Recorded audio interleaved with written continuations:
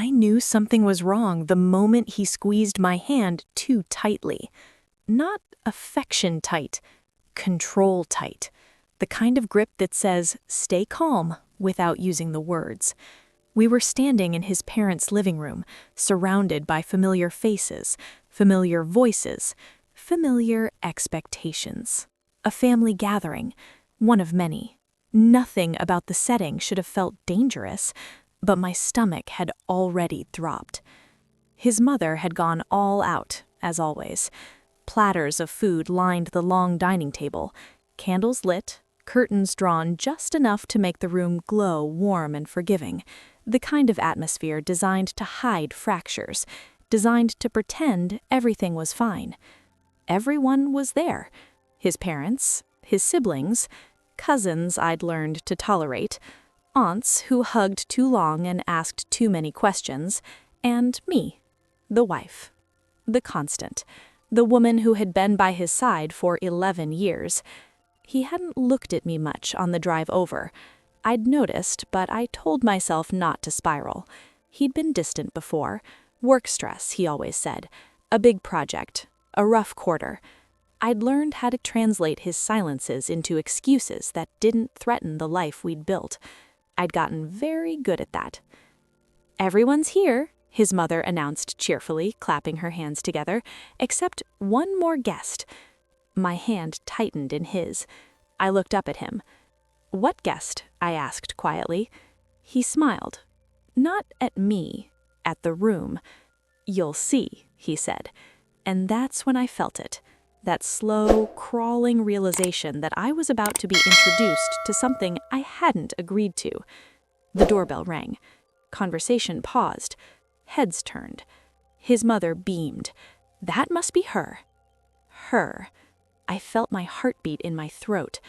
Her who? I asked, my voice barely above a whisper. He leaned down, his mouth close to my ear. "Please don't make a scene," he said softly. That sentence did more damage than any confession could have. He let go of my hand and walked toward the door. I stayed where I was, frozen. Every instinct in my body screamed that if I moved, if I spoke, if I asked the wrong question, something irreversible would happen. The door opened, and in walked a woman I had never seen before. Young, too composed, wearing a dress that tried very hard not to look like it was trying. She hesitated for just a second, then stepped inside like she belonged there, like she'd rehearsed this. "This is Clara," he said, his voice suddenly loud, confident, rehearsed. "She's important to me." The room went silent, not polite silence, shock silence. His mother's smile faltered, his father's brow creased, his sister's mouth opened, then closed again. No one looked at me. Not yet. I looked at her. She avoided my eyes. That told me everything. "Important how?" his aunt asked finally, her voice strained with forced calm. He inhaled, squared his shoulders. "She's my partner," he said. And then, as if realizing the word wasn't quite enough, he added, "my girlfriend." Time didn't stop, but something else did. The illusion, the one I'd been protecting for years. I heard a sharp intake of breath and realized it was mine. My ears rang, my vision narrowed. I waited for him to correct himself, to laugh it off, to say it was a joke. He didn't. Instead, he put a hand on her back, possessive, familiar. I recognized that gesture. He used to do that to me. "You brought your mistress into your parents' home," his sister whispered. He winced slightly. "I didn't want to hide anymore," he said. "I believe in honesty." Honesty. I almost laughed. That's when people finally looked at me. Really looked. Like they were remembering I existed. Like they were suddenly unsure where to place their sympathy. His mother's face drained of color. "What about your wife?" she asked, slowly, carefully, like the words might explode. All eyes turned to him, then to me, then back to him. I felt every gaze like a weight pressing down on my chest. He didn't look at me when he answered. "We've grown apart," he said. "Things haven't been good for a while." That was how he chose to summarize 11 years. A while. I thought of the nights I waited up for him, the meals I reheated alone, the excuses I made to friends, the way I'd slowly folded my needs smaller and smaller so we could still fit under the same roof. I thought of the way I'd believed him when he said it was just work, that everything would calm down soon. I realized something then. He hadn't brought her here to be honest. He'd brought her here to replace me, publicly, cleanly, without having to say the hard words himself. "Well," his father said stiffly, standing up, "this is unexpected." "I know," he replied quickly, "but Clara means a lot to me, and I wanted my family to meet her." Meet her. As if this were a debut. As if I weren't standing 5 feet away, still wearing the ring he'd slipped onto my finger with shaking hands years ago. Clara shifted uncomfortably. "I didn't mean to cause trouble," she said quietly. Her voice was soft, careful, practiced. I believed she didn't mean to cause trouble. She meant to take a place. My chest burned, not with rage, with humiliation. The kind that creeps in slowly and tells you to disappear, to excuse yourself, to let everyone else handle the mess you didn't make. I felt it tugging at me, that old instinct to be gracious, to keep the peace. I looked around the room, at the family photos lining the walls, at the holidays we'd spent together, at the faces that had known me for over a decade. No one was stopping this. No one was interrupting him. No one was asking how I felt. And that's when I understood. If I didn't speak now, this would become the story. The quiet wife, the reasonable exit, the smooth transition. He would control the narrative, and I would vanish from it. He turned toward me then, finally. His expression was almost apologetic. "I hope you understand," he said. "I didn't want to hurt you." There it was, the invitation to disappear politely, to nod, to walk away, to make this easier for everyone else. Something inside me settled, not snapped, settled, like a decision clicking into place. I straightened my spine, I lifted my chin, and I spoke. Not loudly, not angrily, clearly. "Since we're being honest," I said, my voice cutting through the room, "there's something I think everyone here deserves to know." The room went completely silent. Even Clara looked at me now. His mother's hand flew to her mouth. He stiffened. "What are you doing?" he whispered. I didn't look at him. I looked at the room, at the people who had known me as his wife, as family, as background. "You see, this isn't the first time he's brought another woman into our life." His head snapped toward me. "What are you talking about?" he hissed. I met his eyes. And smiled. Not because I was happy, but because I was done being quiet. "And tonight," I said, slowly, deliberately, since he chose to introduce his mistress publicly, I paused. Let the words breathe. "I think it's only fair I tell the rest of the story." No one moved. No one spoke. The room held its breath, and I knew with absolute certainty that nothing would ever be the same after what I said next. You could hear the clock on the wall. Tick, tick, tick. That's how quiet the room became after my last sentence. Not even the kind of silence where people shift in their seats or clear their throats. This was the kind where everyone is afraid that if they move, they'll somehow make it worse. My husband's face had gone completely still. Not shocked, alert. The way people look when they realize a secret is about to surface and they're scrambling to remember who else knows. "What story?" his mother asked, finally, her voice barely holding together. I took a slow breath. Not because I was nervous, because I wanted to be precise. "When he says we grew apart," I began, "what he really means is that he's been living two lives for a long time." Clara's eyes widened slightly. Just enough. She still didn't look at me directly. "That's not true," my husband said quickly, stepping forward. "You're twisting things."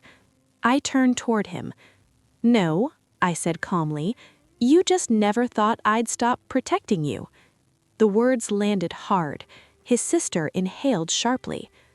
"I found out the first time 3 years ago, accidentally. A receipt, a hotel charge he forgot to hide." His mother let out a small, broken sound. I ignored it, not because I didn't care, but because if I stopped now, I might never finish. "He cried," I said. "He apologized. He promised it was over. He said it was stress, a mistake, something that would never happen again." I laughed softly, not bitterly, honestly. I believed him, because I wanted to believe the man I married wasn't capable of doing this to me. Clara shifted uncomfortably now. "You told me you were separated," she said suddenly, her voice trembling.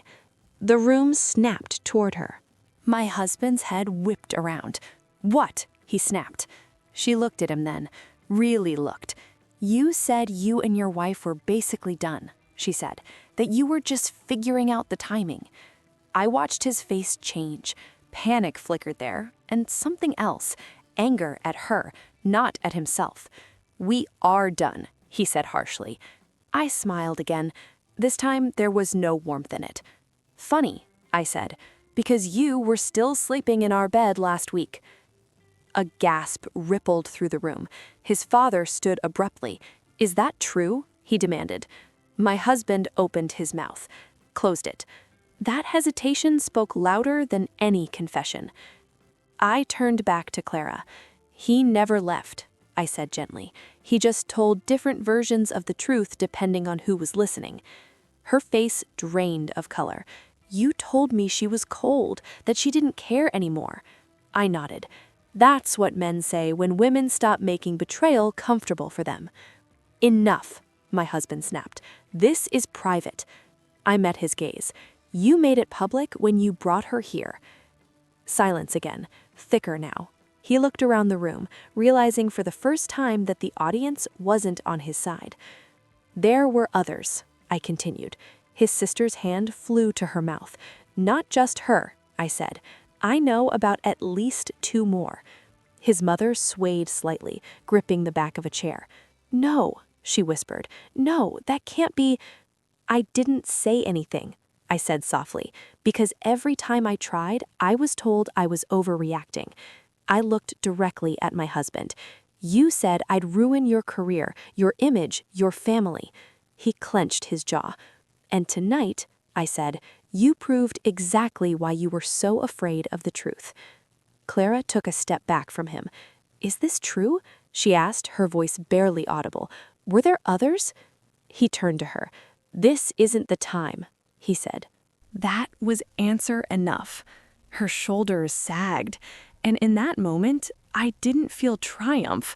I felt exhaustion, because this was the weight I'd been carrying alone for years. "I stayed," I said, turning back to the room, "because I was embarrassed, because I thought leaving quietly would make me weak." I shook my head. I was wrong. His aunt wiped her eyes. His sister stared at him like she was seeing a stranger. "You didn't just cheat on me. You used my silence as cover." My husband's face hardened. "You're enjoying this," he accused. "No, I'm ending it." His father stepped forward. "I raised you better than this," he said, voice shaking with fury. My husband scoffed. "You don't know what our marriage was like." I laughed then. A real laugh. Sharp. "You're right," I said. "They don't, because you let them believe I was the problem." That landed hard. His mother finally broke. She sat down heavily, tears streaming down her face. "You let me defend you," she whispered to her son. "You let me blame her." He didn't respond. Couldn't. Clara turned toward me. "I didn't know," she said, tears slipping down her cheeks. "I swear." I believed her, because I'd once been the woman who believed his version of events too. "I know," I said quietly. "That's why I'm telling you now." The room was no longer silent. It buzzed with whispers, disbelief, anger. The image he'd built, careful, polished, respectable, was cracking, and he knew it. "You didn't have to do this here," he said tightly. "You could have talked to me." I tilted my head. "When? Between your lies?" That shut him up. I picked up my coat. Not dramatically, just decisively. "I won't stay married to a man who introduces his betrayal like it's a guest of honor," I said. I looked around the room one last time. "I didn't come here to destroy anyone," I said, "but I won't disappear to protect someone who never protected me." As I walked toward the door, his mother called my name. I turned. She looked at me through tears. "I'm so sorry," she said. I nodded. "I know." And for the first time that night, I meant it. Behind me, Clara was crying. My husband was shouting. His father was furious. The perfect family gathering lay in pieces. But I didn't feel broken. I felt light. Because the truth, once spoken out loud, has a way of rearranging everything. And this was only the beginning. Because what I chose to do next would change not just my life, but his reputation forever. I didn't go home that night. I knew if I did, I'd fall back into old patterns, packing quietly, crying in the shower, letting exhaustion make decisions for me. Instead, I drove. No destination, just movement. The city lights blurred past as my phone buzzed endlessly on the passenger seat. His name, again and again. I didn't answer. For once, I didn't owe him a response. I ended up at my sister's place. She didn't ask questions when she opened the door. She just wrapped her arms around me and held me while everything I'd been holding in finally broke loose. Not sobbing, not screaming, just deep, shaking breaths, like my body was learning how to exist without tension for the first time in years. The next morning, reality arrived in waves. Lawyers, bank accounts, shared assets, 11 years condensed into spreadsheets and bullet points. And something else too. Messages. So many messages. Friends, extended family, people I hadn't spoken to in years. Some apologetic, some angry on my behalf, some just curious. I ignored most of them. There were only two voices I needed to hear, mine and the truth. He finally cornered me 3 days later, outside my workplace. Bold, reckless, desperate. "You humiliated me," he hissed as soon as he saw me. I didn't stop walking. "You did that yourself," I replied. "You didn't have to tell them everything," he snapped, falling into step beside me. "You destroyed my image." I laughed quietly. "No," I said. "I corrected it." He grabbed my arm, not hard, but enough. I stopped then, turned, looked him straight in the eyes. "Don't touch me," I said. People nearby slowed, watched. He released me immediately, and I saw it. Fear. Not of losing me, of losing control. "You're turning everyone against me," he said, lowering his voice. "My family won't even answer my calls." I tilted my head. "Funny," I said. "You never worried about turning me against myself." That silenced him. Clara reached out that night, a long message, apologizing, explaining, crying through text. She said she'd ended things with him, said she felt sick knowing she'd been part of this. I believed her, but forgiveness didn't mean friendship. I wished her well and let her go. The fallout spread faster than I expected. His carefully maintained reputation, devoted husband, stable professional, family man, started unraveling. Not because I shouted, but because once the truth was out, people started comparing notes. Patterns emerged. Stories aligned, and suddenly I wasn't the only one who'd been quietly tolerating him. His work noticed, not the affair itself, but the behavior, the lying, the manipulation, the instability. He took personal leave, then another, and then silence. Meanwhile, something unexpected happened to me. I slept. Deeply, without anxiety curling in my chest. I ate when I was hungry, laughed without guilt, spoke without rehearsing. It felt illegal at first, like I was forgetting a rule. At mediation, he tried one last time to control the story. He painted me as emotional, reactive, vindictive. The mediator listened politely, then turned to me. "Is that accurate?" she asked. I shook my head calmly. "No," I said. "I'm just no longer silent." That was all. When we divided assets, the truth did the work for me. Receipts, dates, contradictions. His lies couldn't keep up. Mine didn't have to. One afternoon, his mother came to see me. She looked smaller somehow, like the illusion she'd been standing inside had finally collapsed. "I don't recognize my son," she said quietly. I believed her, but I also knew something she didn't. This wasn't new. This was just uncovered. "I'm sorry I didn't protect you," she said. I nodded. "I am too," I replied. But there was no bitterness in it anymore, just honesty. Weeks passed. Then months. The noise faded, and in the quiet, I rebuilt. Not dramatically, carefully, intentionally. I moved into a small apartment with big windows. I bought furniture I liked, not what matched his taste. I hung art that made no sense to anyone but me. I breathed. And then one day, while sorting old papers, I found a photo, our wedding day. I studied my face in it, the smile, the hope, the trust. I didn't feel anger. I felt compassion for the woman who didn't yet know she deserved better. Because here's the truth no one prepares you for. When a man introduces his mistress publicly, it isn't confidence, it's arrogance. The belief that the woman he betrayed will still protect him, that she'll shrink, stay quiet, disappear. He thought I would. He was wrong. And what came next, the final shift, the moment everything settled into place, was something none of them saw coming. Not him, not his family, not even me. Because the real ending of this story wasn't about exposure. It was about freedom. And that was finally mine. Freedom didn't arrive all at once. It came in pieces, small, quiet moments that didn't look dramatic from the outside, but inside, they rewired everything I thought I knew about myself. The first piece came the day I signed the separation papers. Not the final divorce, just the acknowledgement that the marriage was over. My hand didn't shake. That surprised the lawyer. It surprised me too. For years, my hands had shaken over far smaller things.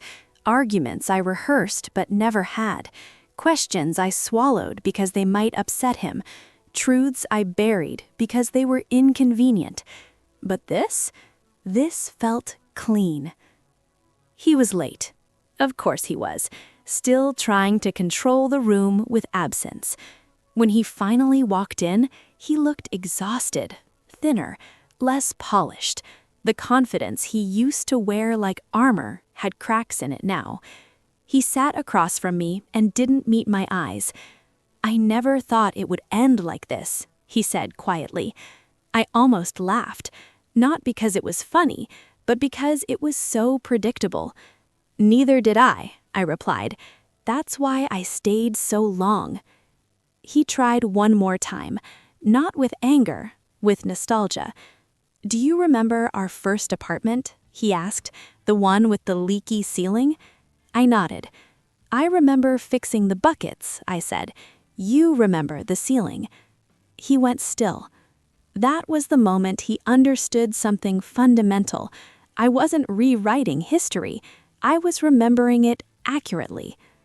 When the divorce became official, there was no celebration, no tears, just a deep exhale, like I'd been holding my breath for over a decade and hadn't realized it. People expected me to be angry, to rant, to burn bridges, but anger requires energy, and I'd already spent too much of mine trying to keep a marriage alive while my husband built exits behind my back. What I felt now wasn't rage, it was clarity. The social fallout continued, not loudly, quietly. Invitations stopped coming for him. People stopped returning his calls. Not because I told them to, but because once the truth had a face, it couldn't be unseen. And the truth was this: he wasn't careless, he was calculated. One evening, I received a message from someone I didn't expect. His former colleague, a woman. "I just wanted to say thank you," she wrote. "I thought I was crazy for years." We met for coffee a few days later. She told me everything: the inappropriate messages, the emotional manipulation, the way he framed every boundary as an overreaction. "You standing up publicly made me realize it wasn't just me," she said. I sat there, stunned, because suddenly, the room where he introduced his mistress felt much larger, like it had echoed farther than I ever imagined. Healing wasn't linear. Some nights, grief snuck up on me. Not for him, for the future I'd once believed in. The shared jokes, the inside language, the illusion of safety. But grief didn't undo my resolve. It just reminded me I'd been human. I started doing things I'd postponed for years, traveled alone, changed my hair, took classes that interested me instead of fitting into his schedule. Each choice felt radical, not because it was bold, but because it was mine. Then, months later, something unexpected happened. He emailed me, not to argue, not to negotiate, to confess. "I don't know who I am without control," he wrote, "and I don't like what I'm seeing." I read it twice, then closed my laptop. Not because I didn't care, but because his self-discovery was no longer my responsibility. I ran into Clara once, at a grocery store, of all places. She froze when she saw me. "I'm sorry," she said immediately. "I know," I replied. She looked relieved. "I left him, and I started therapy too." I nodded. "I hope you heal," I said, and meant it, because bitterness would have been easier, but peace was better. A year passed. The version of me who had stood frozen in that living room felt like someone I used to know, someone I'd protected, someone I'd outgrown. On the anniversary of that family gathering, I hosted a dinner, not out of spite, out of intention. Friends, chosen family, people who knew the whole story and loved me anyway. Someone raised a glass.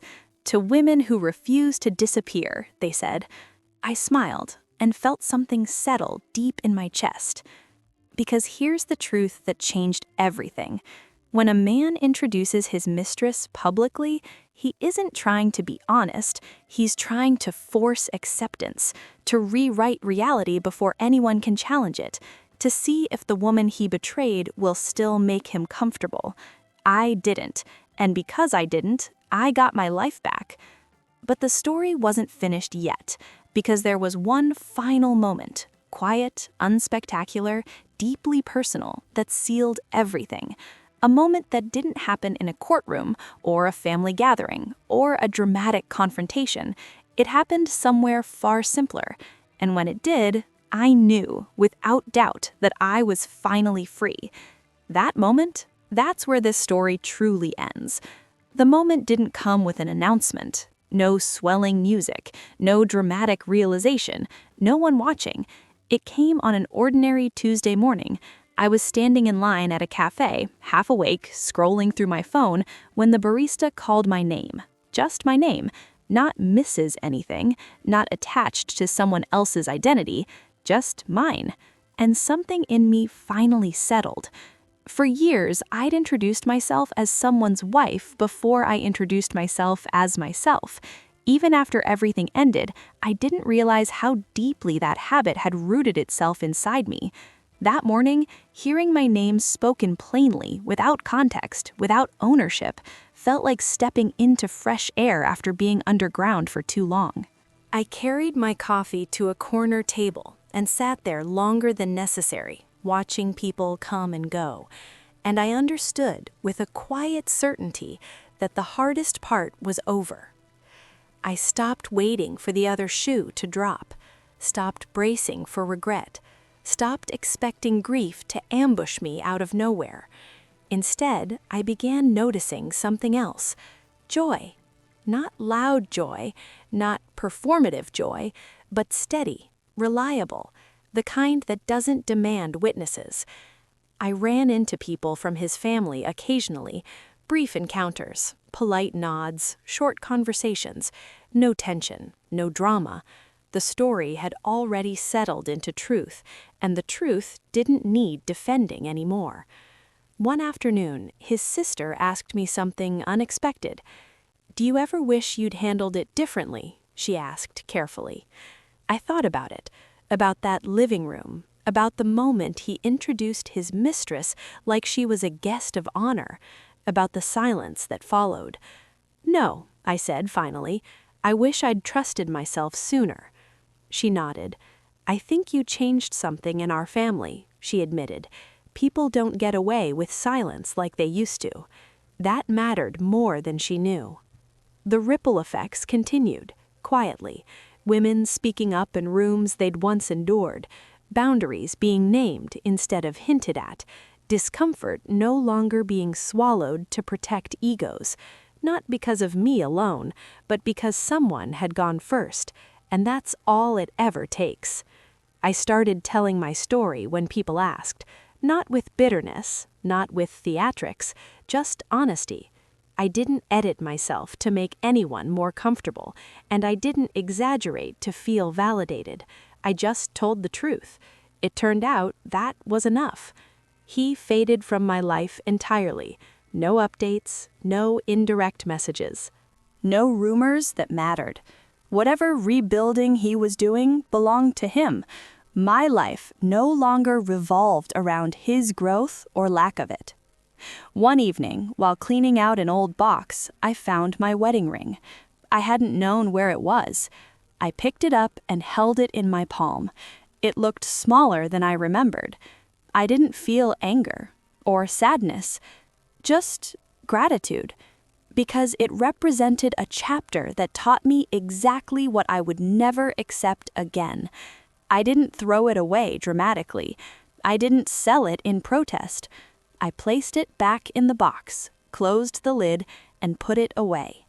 Some things don't need to be destroyed to lose their power.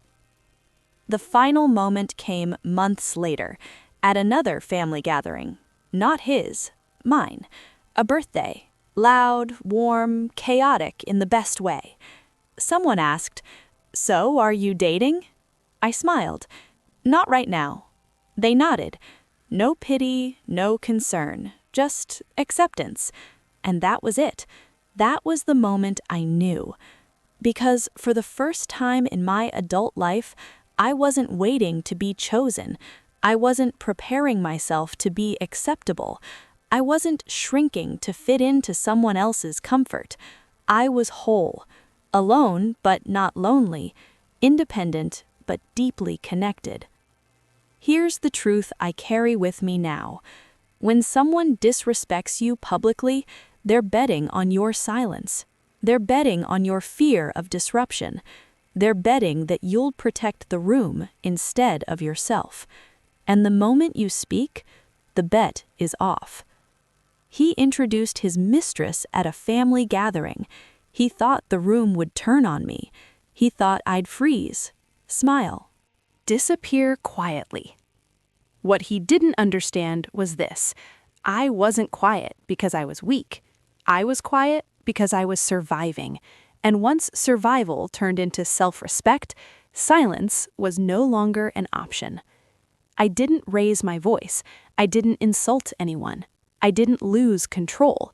I simply told the truth in a room that wasn't ready for it. And that truth rearranged everything. This story doesn't end with revenge. It doesn't end with humiliation. It ends with a woman who knows herself. A woman who learned that dignity isn't about keeping the peace, it's about keeping yourself. If you're reading this and you're still sitting in a room where your silence is expected, know this: you are not dramatic for wanting respect. You are not difficult for naming harm. You are not wrong for speaking when the room would rather you didn't. The night he introduced his mistress, he thought he was ending something. He was right, but it wasn't my marriage he ended. It was my willingness to disappear. And once that ended, everything else finally began.